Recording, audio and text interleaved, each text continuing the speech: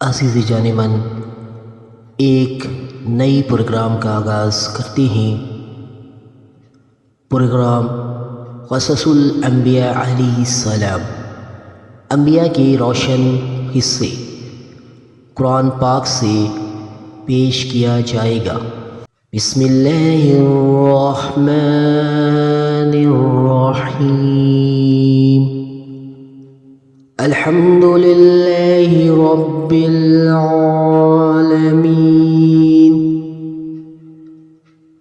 والصلاة والسلام على سید الانبیاء والمرسلین، وعلى آلہ واصحابہ اجمعین۔ میرے عزیز سامعین و ناظرین، السلام علیکم ورحمۃ اللہ وبرکاتہ۔ میں ہوں آپ کا محب قرآن، اور آج سے ہم ایک روحانی، علمی اور ایمانی سفر کا آغاز کر رہے ہیں۔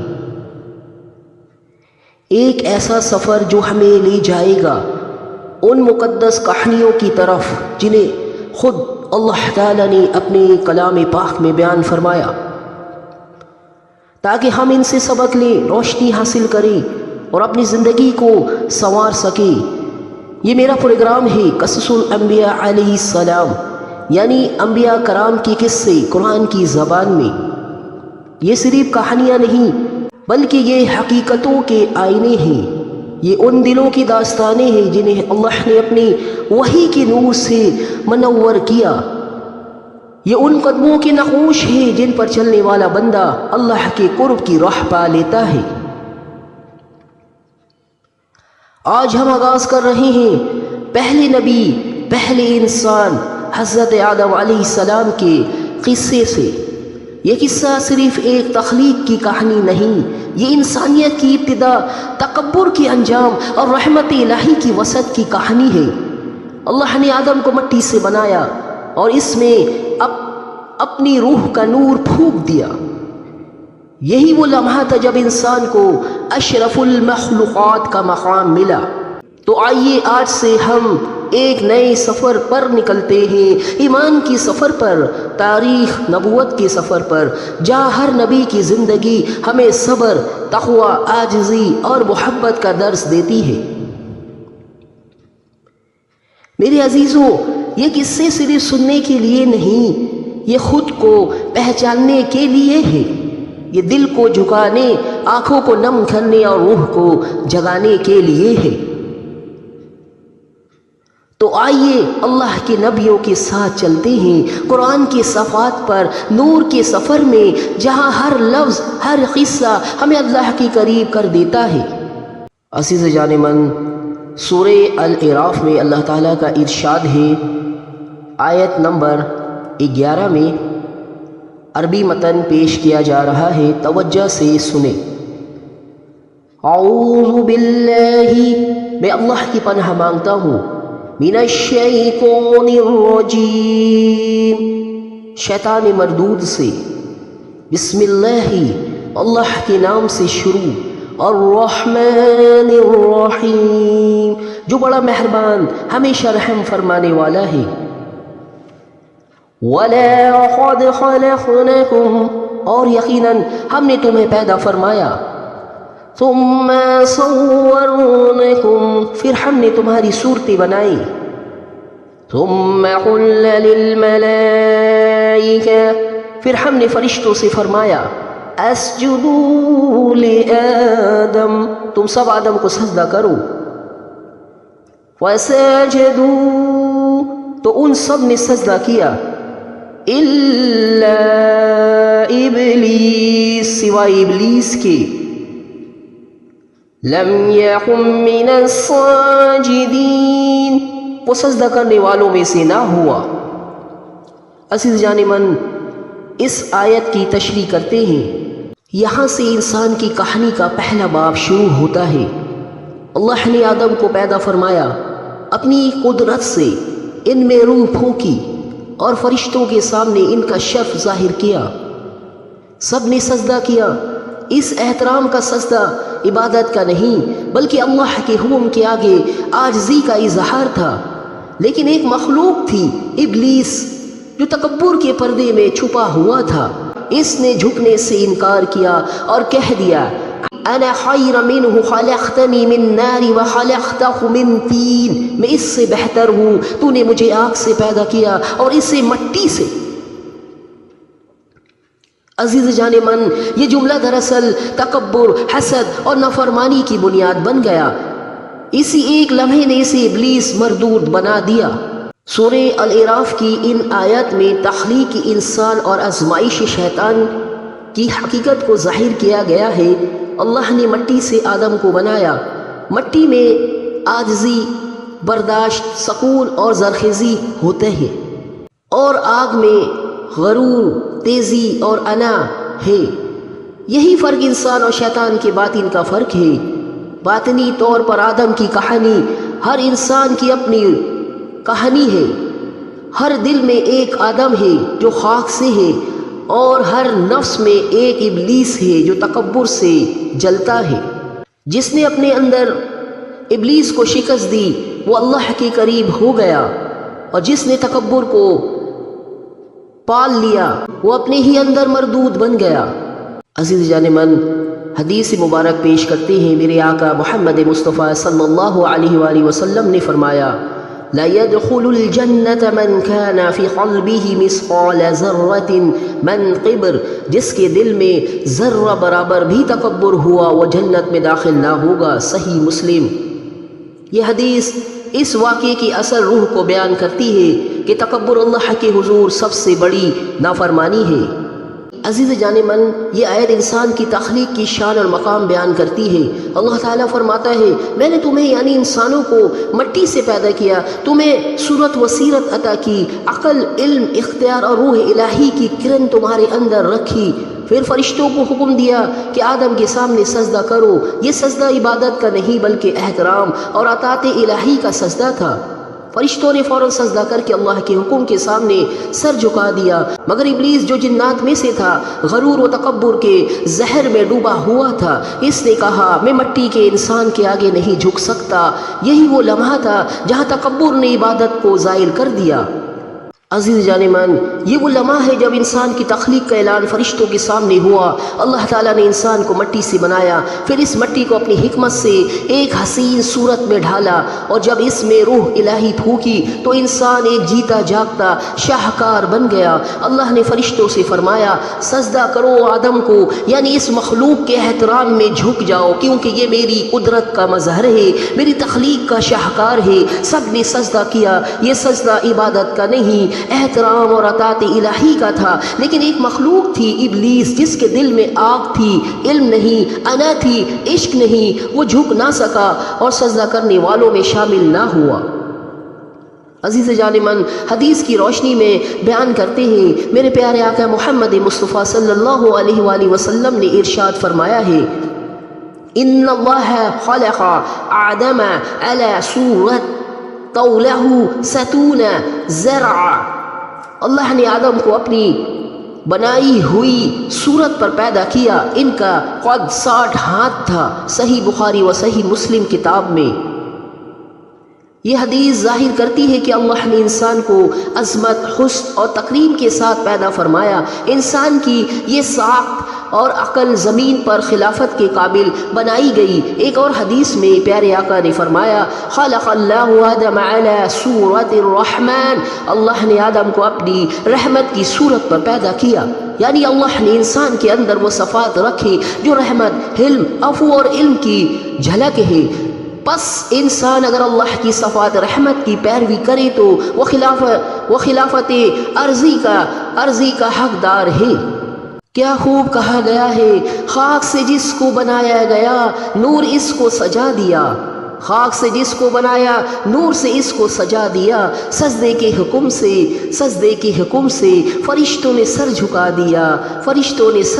دیا، یہ ہے انسان کی عظمت،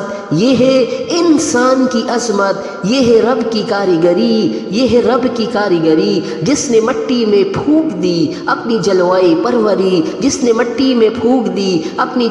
پروری، آدم بنا تو عشق خدا کا مظہر بنا، اور ابلیس تکبر میں ڈوبا محروم نظر بنا۔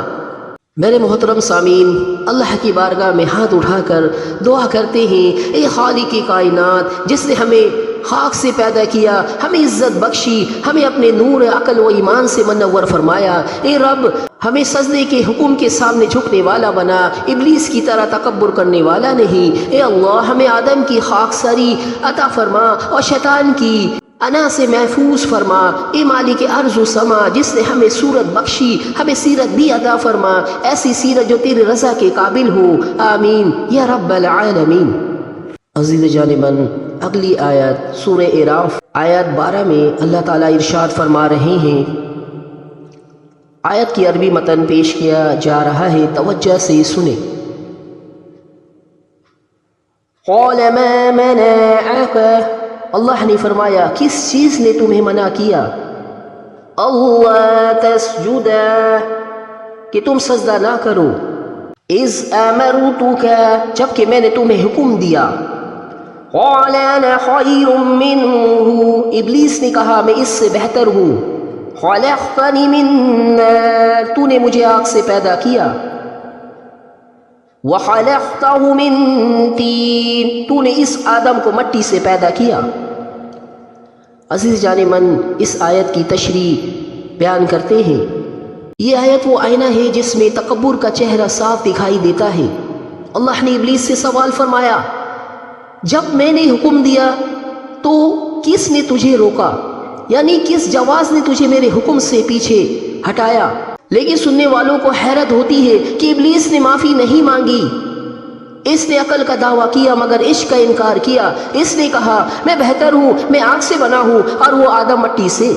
یہ جملہ دراصل غرور کا پہلا نعرہ تھا، پہلا میں جو خدائی حکم کے سامنے بولا گیا۔ یہ انا خیر من، میں بہتر ہوں، پوری انسانیت کے لیے ایک انتباہ ہے کہ جب کوئی بندہ اپنے آپ کو دوسروں سے بہتر سمجھنے لگے تو اس کے اندر ابلیسیت جاگ اٹھتی ہے، مٹی جھکتی ہے، آگ بھڑکتی ہے، اور اللہ نے مٹی والے کو سرفراز کیا اور آگ والے کو محروم کر دیا۔ آدم نے خاک سے سر اٹھایا مگر عاجزی کے ساتھ، ابلیس نے آگ سے سینہ تان لیا مگر تکبر کے ساتھ۔ یہ آیت ہمیں سکھاتی ہے کہ اللہ کے نزدیک اصل عظمت عنصر سے نہیں بلکہ اطاعت عاجزی اور فرمانبرداری سے ہے۔ عزیز جانبان، یہ ابلیس کی باطنی حقیقت ظاہر ہوئی۔ اللہ نے پوچھا جب میں نے حکم دیا تو تم نے کیوں نہ جھکا؟ ابلیس نے کہا میں بہتر ہوں۔ یہ میں دراصل انانیت اور تکبر کا لفظ ہے، یہی میں شیطان کی تباہی کا آغاز بنی۔ وہ اپنے عنصر یعنی آگ پر فخر کر رہا تھا اور آدم کے عنصر خاکی کو کمتر سمجھ رہا تھا، حالانکہ اللہ کے نزدیک عزت کا معیار عنصر نہیں عمل اور اطاعت ہے۔ یہ آیت ہمیں یہ سکھاتی ہے کہ تکبر انسان کو اللہ کے قریب نہیں بلکہ بہت دور لے جاتا ہے۔ جو میں بہتر ہوں کہے وہ ابلیس کی راہ پر ہے، اور جو میں خطا کار ہوں کہے وہ آدم کی راہ پر ہے۔ عزیز جانبان، اللہ نے آدم کو پیدا فرمایا اور اپنی قدرت سے ان میں روح پھونکی اور فرشتوں کے سامنے ان کا شرف ظاہر کیا۔ سب نے سجدہ کیا۔ اس احترام کا سجدہ عبادت کا نہیں بلکہ اللہ کے حکم کے آگے عاجزی کا اظہار تھا۔ لیکن ایک مخلوق تھی ابلیس جو تکبر کے پردے میں چھپا ہوا تھا، اس نے جھکنے سے انکار کیا اور کہہ دیا انا خیر منہ خلقتنی من نار وخلقتہ من طین، میں اس سے بہتر ہوں، تو نے مجھے آگ سے پیدا کیا اور اس سے مٹی سے۔ یہ جملہ دراصل تکبر، حسد اور نافرمانی کی بنیاد بن گیا۔ اسی ایک لمحے نے اسے ابلیس یعنی مردود بنا دیا۔ عزیز جانبان، حدیث کی روشنی میں بیان کرتے ہیں، میرے پیارے آقا محمد مصطفیٰ صلی اللہ علیہ وآلہ وسلم نے فرمایا لا يدخل الجنة من كان في قلبه مثقال ذرة من قبر، جس کے دل میں ذرہ برابر بھی تکبر ہوگا وہ جنت میں داخل نہیں ہوگا۔ صحیح مسلم۔ پھر ایک صحابی نے عرض کیا یا رسول اللہ، اگر کوئی شخص اپنے لباس یا جوتے کو خوبصورت رکھے تو کیا یہ بھی تکبر ہے؟ آپ صلی اللہ علیہ وآلہ وسلم نے فرمایا ان اللہ جمیل یحب الجمال، القبر بطار الحق وامات الناس، اللہ خوبصورت ہے اور خوبصورتی کو پسند کرتا ہے، تکبر یہ ہے کہ حق کو ٹھکرا دیا جائے اور لوگوں کو حقیر سمجھا جائے۔ سبحان اللہ، ابلیس نے بھی یہی کیا، حق کو ٹھکرایا اور انسان کو حقیر جانا اور وہ ہمیشہ کے لیے مردود ہو گیا۔ عزیز جان من، کسی نے کیا خوب کہا ہے، جب حکم آیا سجدے کا فرشتے جھک گئے، جب حکم آیا سجدے کا فرشتے جھک گئے۔ ایک ابلیس تھا جو میں کہہ کے رک گیا، ایک ابلیس تھا جو میں کہہ کے رک گیا، کہنے لگا میں بہتر ہوں، کہنے لگا میں بہتر ہوں۔ یہ لفظ تھا قہر کا، یہ لفظ تھا قہر کا، اسی میں نے جلا دیا، اسی میں نے جلا دیا نور سجدہ کا شہر کا، نور سجدہ کا شہر کا۔ خاک جھکی تو نور بنا، خاک جھکی تو نور بنا، آگ اٹھی تو جل گئی، آگ اٹھی تو جل گئی۔ جو جھک گیا وہ مقرب ہوا، جو جھک گیا وہ مقرب ہوا، جو اکڑ گیا مٹ گیا، جو اکڑ گیا مٹ گیا۔ عزیز جان من، اللہ کی بارگاہ میں ہاتھ اٹھا کر اللہ سے دعا کرتے ہیں، اے رب کائنات، جس نے ہمیں مٹی سے پیدا کیا، ہمیں اس مٹی کی عاجزی نصیب فرما۔ اے مالک ارض و سما، ہمارے دلوں سے ہر میں بہتر ہوں کا زہر نکال دے، ہمیں جھکنے والا، تیری رضا پر راضی رہنے والا بنا دے۔ اے اللہ، ہمیں ابلیس کی راہ سے محفوظ فرما اور آدم کی راہ پہ چلنے کی توفیق عطا فرما، جہاں جھکنے میں عزت ہے اور تکبر میں ذلت۔ آمین یا رب العالمین۔ عزیز جان من، اگلی آیت سورۃ الاعراف آیت 13 میں اللہ تعالیٰ کا ارشاد ہے، عربی متن پیش کیا جا رہا ہے، سننے والے سامعین سے گزارش ہے توجہ کے ساتھ سنیں۔ اللہ تعالیٰ قرآن سننے والوں پر رحم فرماتا ہے جو توجہ سے سنیں۔ قال فاحبط منها، اللہ نے فرمایا پس تم اس آسمان سے اتر جاؤ، فما يكون لك، پس تمہیں یہ حق نہیں تھا، ان تتکبر فیها، تم اس میں تکبر کرو، فاخرج، تم یہاں سے نکل جاؤ، انک من الصاغرین، بے شک تم ذلیلوں میں سے ہو۔ عزیز جان من، اس آیت کی تشریح کرتے ہیں۔ اللہ نے فرمایا قال فاحبط منها فما يكون لك ان تتكبر فيها فاخرج انك من الصاغرین، اللہ نے فرمایا پس تم اس آسمان سے اتر جاؤ، پس تمہیں یہ حق نہیں تھا کہ تم اس میں تکبر کرو، پس تم یہاں سے نکل جاؤ، بے شک تم ذلیلوں میں سے ہو۔ ابلیس نے عرض کی انظرنی الی یوم یبعثون، مجھے مہلت دے اس دن تک جب لوگ دوبارہ اٹھائے جائیں گے۔ اللہ نے فرمایا انک من المنظرین، تجھے مہلت دی گئی ہے۔ یوں ایک لمحے کی نافرمانی نے ابلیس کو ابدی لعنت کا مستحق بنا دیا، اور آدم جنہیں اللہ نے مٹی سے پیدا کیا، انہیں روح الہی سے سرفراز کر دیا اور تمام مخلوقات کے سامنے عزت دی۔ یہ قصہ ہمیں یہ سبق دیتا ہے کہ عبادت سے زیادہ خطرناک چیز تکبر ہے۔ عبادت نے ابلیس کو مقرب بنایا، عبادت نے ابلیس کو مقرب بنایا، تکبر نے اسے مردود کر دیا۔ اب اللہ تعالیٰ نے اس کی نافرمانی پر فیصلہ صادر فرمایا، ارشاد ہوا یہ مقام قرب و اطاعت ہے، یہاں تکبر کا گزر نہیں۔ جنت اعلیٰ کا درجہ عاجزی والوں کے لیے ہے، نہ کہ غرور کرنے والوں کے لیے۔ فاحبط یعنی اتر جا، یہ دراصل انکار عبادت کی سزا تھی۔ شیطان جو ایک وقت میں عبادت گزار تھا، اب ذلت کے اندھیروں میں پھینک دیا گیا۔ اللہ تعالیٰ نے واضح کر دیا کہ تکبر کرنے والا ہمیشہ صاغرین یعنی ذلیل و خوار میں سے ہوتا ہے۔ یہ قانون ابدی ہے، جس نے تکبر کیا اللہ نے اسے گرا دیا۔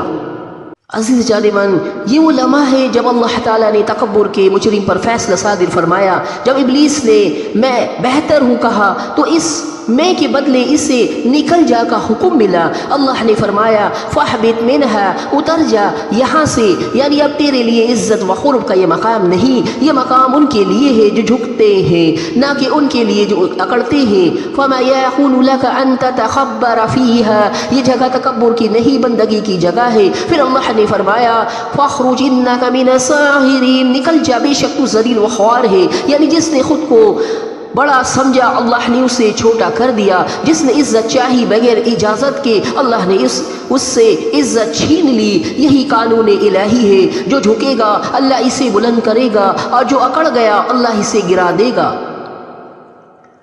عزیز جانبان، حدیث کی روشنی میں بیان کرتے ہیں میرے پیارے آقا محمد مصطفیٰ صلی اللہ علیہ وآلہ وسلم کا ارشاد ہوا من تواضع للہ رفع اللہ ومن تتکبر وَدَعَاهُ اللہ، جو اللہ کے لیے عزی اختیار کرتا ہے اللہ اسے بلند کر دیتا ہے، اور جو تکبر کرتا ہے اللہ اسے نیچا کر دیتا ہے۔ صحیح مسلم، سنن ابی داؤد۔ ایک اور حدیث میں فرمایا گیا الکبریاء ردانی وعظمات ازاری فمن نارعنی واجدا منہما قادفته فی النار، تکبر میری چادر ہے اور بزرگی میری آزار لباس ہے، جو شخص اس میں سے کسی ایک میں میرے ساتھ شریک ہونا چاہے میں اسے جہنم میں ڈال دیتا ہوں۔ صحیح مسلم۔ یہ حدیث آیت کا عملی ترجمہ ہے کہ تکبر اللہ کے دربار میں برداشت نہیں، جو اس کی شان کبریائی میں شریک ہوا وہ فاحبط یعنی اتر جا کے حکم کا مستحق ٹھہرا۔ عزیز جانمن، کسی نے کیا خوب کہا ہے جھکنے سے عزت ملی، اکڑنے سے ذلت ہوئی، جھکنے سے عزت ملی، اکڑنے سے ذلت ہوئی، جو سجدے میں گرا وہ بلند تر ہوا، جو سجدے میں گرا وہ بلند تر ہوا۔ ابلیس نے کہا میں ہوں بڑا، ابلیس نے کہا میں ہوں بڑا، اللہ نے فرمایا نکل جا تو چھوٹا ہوا، اللہ نے فرمایا نکل جا تو چھوٹا ہوا۔ زمین نے سجدہ کیا، آسمان جھک گیا، زمین نے سجدہ کیا، آسمان جھک گیا، اور جو نہ جھکا وہ آسمان سے گرا، اور جو نہ جھکا وہ آسمان سے گرا۔ تکبر نے تاج چھینا، عاجزی نے تخت پایا، تکبر نے تاج چھینا، عاجزی نے تخت پایا۔ جو جھک گیا وہ محبوب ہوا، جو جھک گیا وہ محبوب ہوا، جو اکڑ گیا وہ رسوا ہوا، جو اکڑ گیا وہ رسوا ہوا۔ عزیز جانمن، اللہ کی بارگاہ میں ہاتھ اٹھا کر دعا کرتے ہیں اے رب العزت تو پاک ہے، بلند ہے، کبریائی تیرے ہی لائق ہے۔ اے مالک ہم تیرے در کے محتاج ہیں، ہماری پیشانیوں کو سجدے کے قابل بنا دے۔ اے اللہ ہمیں عاجزی، سادگی اور بندگی کا شرف عطا فرما، تکبر کی ذلت سے بچا لے۔ اے پروردگار ہمیں ان بندوں میں شامل فرما جن کے لیے تو فرماتا ہے وَعِبَادُ الرَّحْمَنُ الَّذِينَ يَمْشُونَ عَلَى الْأَرْضِ هَوْنًا، رحمان کے وہ بندے جو زمین پر عاجزی کے ساتھ چلتے ہیں۔ اے رب ہمیں فاحبط کے حکم سے محفوظ رکھ اور ارفع کے مرتبے سے نواز دے، آمین یا رب العالمین۔ امید ہے میرے سامعین آپ میرے تشریح سے بہت لطف اندوز ہوئے ہوں گے۔ اللہ کی بارگاہ الہیہ میں دعا ہے اللہ تعالیٰ میری بات آپ کے سینوں میں اتار دے اور عمل کی جذبہ توفیق ہم سب کو عنایت فرمائے، آمین یا رب العالمین۔